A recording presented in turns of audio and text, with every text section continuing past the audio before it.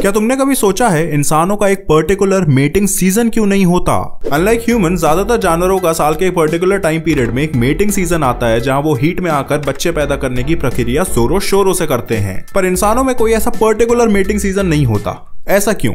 देखो, बहुत wild animals एक टफ क्लाइमेट में रहते हैं जहां पे सीजन्स बहुत एक्सट्रीम से पहुंच जाते हैं और वो जानवर उस क्लाइमेट के हिसाब से खुद को अडेप्ट कर चुके हैं, तो अपने ऑफस्प्रिंग्स का सर्वाइवल रेट ज्यादा से ज्यादा रखने के लिए एक पर्टिकुलर टाइम पीरियड में ब्रीड करते हैं। जैसे ज्यादातर हर्बीवोरस एनिमल्स तब ऑफस्प्रिंग्स पैदा करते हैं जब स्प्रिंग सीजन होता है, जहां वेजिटेशन भरपूर मात्रा में होती है, ताकि विंटर्स आते आते उनके बच्चे खा पीकर अच्छे से बड़े हो जाएं। जितनी भी ट्रॉपिकल फिश है वो रेनी सीजन के टाइम पे ब्रीड करती है ताकि उनके ऑफस्प्रिंग्स के पास शेल्टर और खाना पर्याप्त मात्रा में रहे। इसी सर्वाइवल फैक्टर की वजह से ये जानवर इतने हजारों साल में ऐसे इवॉल्व हुए हैं कि इनका ब्रीडिंग सीजन एक पर्टिकुलर टाइम पीरियड में आए। अब बात रही इंसानों की, तो ह्यूमंस के एंसेस्टर्स थे प्राइमेट्स, और ज्यादातर प्राइमेट्स ट्रॉपिकल स्पीशीज हुआ करते थे जहां हार्श वेदर नहीं होता था और सालों भर भरपूर मात्रा में खाना रहता था। इसीलिए प्राइमेट्स कभी भी ब्रीड कर लेते थे क्योंकि उन्हें मजबूरी में किसी स्पेसिफिक टाइम पीरियड में बच्चा पैदा करने की जरूरत ही नहीं पड़ी। और वही एवोल्यूशन ह्यूमंस में भी पास ऑन हुआ। अर्ली ह्यूमन बींग्स को भी कोई स्ट्रिक्ट मेटिंग सीजन की जरूरत ही नहीं पड़ी। फिर जब मॉडर्न ह्यूमन बींग्स आए तो वैसे ही कोई जरूरत नहीं पड़ी क्योंकि फार्मिंग तो उन्होंने वैसे ही सीख ली थी। इसी वजह से इंसान इतने भाग्यशाली रहे हैं कि प्रजनन का उत्तम सुख वो साल के 365 दिन ले सकते हैं।